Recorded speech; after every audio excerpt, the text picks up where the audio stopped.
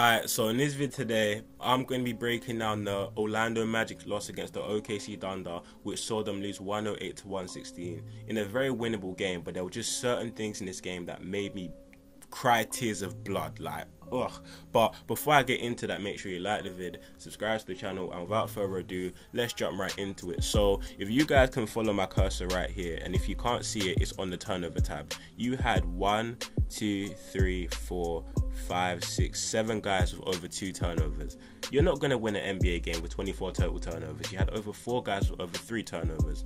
I'm sorry, but even if you have your main facilitator and Markelle Fultz out, there's no excuse for having a totality of 24 turnovers. You're just not going to win many games. And there was some very decent individual performances, but the amount of points led from points of turnovers and points in transition in favor of OKC were just absolutely shocking. But let me just jump right over here for a second so you can see how close this game actually should have been. And it was a decently close game, but hey.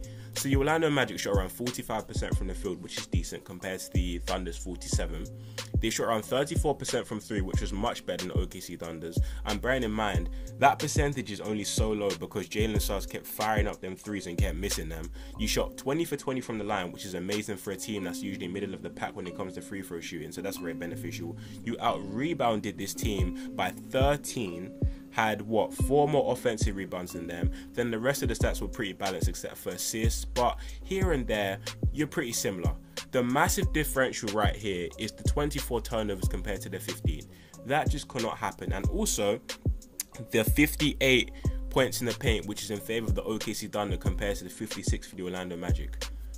The Orlando Magic have around how many guys above 6'10"?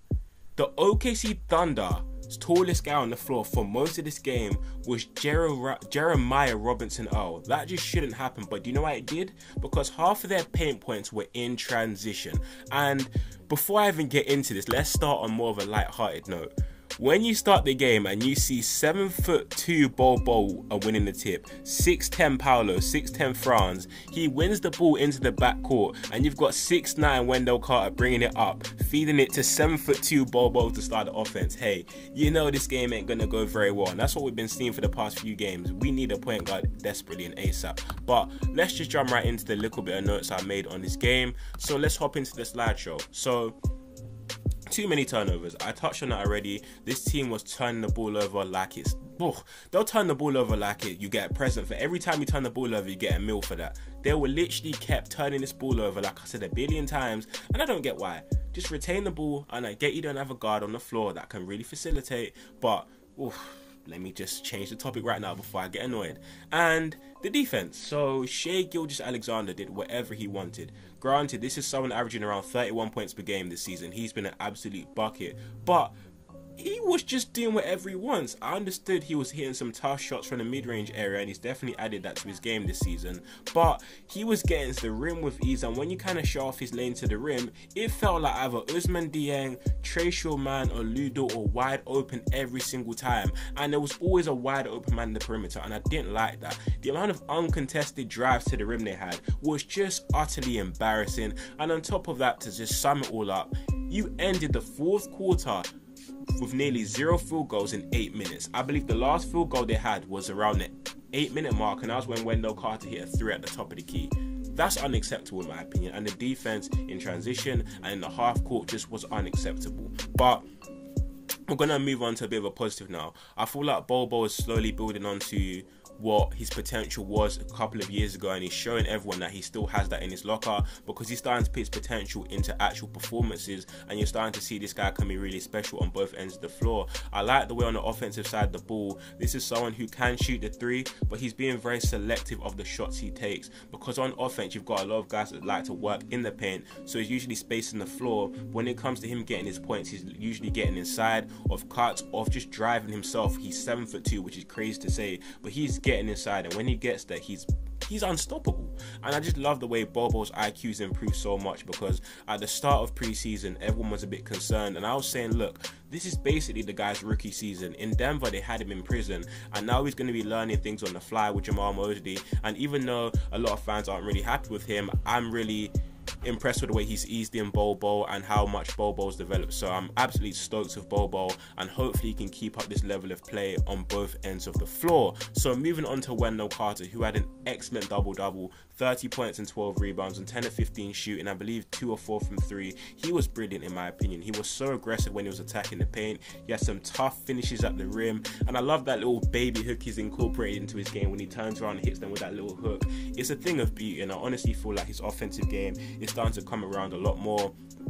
And he was also very active on the offensive glass with 5 offensive rebounds. But one thing I noticed was that even though he had a very good game in this game, noting back to a couple of other games and more games he played this season, he needs to be in more pick and roll situations, because he's actually a very good lob threat. It's absolutely criminal that he only received around 1 or 2 lobs this game from Jalen Suggs, and both of them were easy flush and easy 2 points. So the fact that this isn't a type of play that's run more often is a bit beyond me. But at the same time, why would you when you have no guards that can even throw an entry pass? And we'll get onto that very soon, because we're going to touch on my guy Paulo Banquero, who just looks like a man amongst boys. Like, he's 6'10" with an NBA ready body from the get-go, and he just bullies guys like it's no man's business. Like, I like the way he loves getting to like little elbow, backs down the defender, hits him with a drop step and just gets inside, easy layup, or that little turnaround spin jump he likes. I feel like Paulo is just such a high IQ player already, and it's scary that this guy's only 19 years old. But he could have had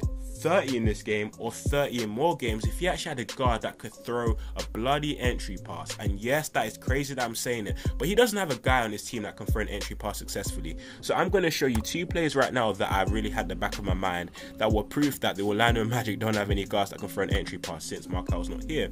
So right here, you see Paulo establishing himself around the elbow line on the left side, and I believe Jeremiah Robertson-Earl, who's around 6'9", is guarding him. So Paulo establishes himself very well, and if you were Suggs, I'd throw it towards his right arm and not just overthrow it over Paulo's head, which is what he did. So what did I say a massive issue was? Point in transition. So look what this careless turnover leads to. That was an easy entry pass, and you turn it over, and look what happens now.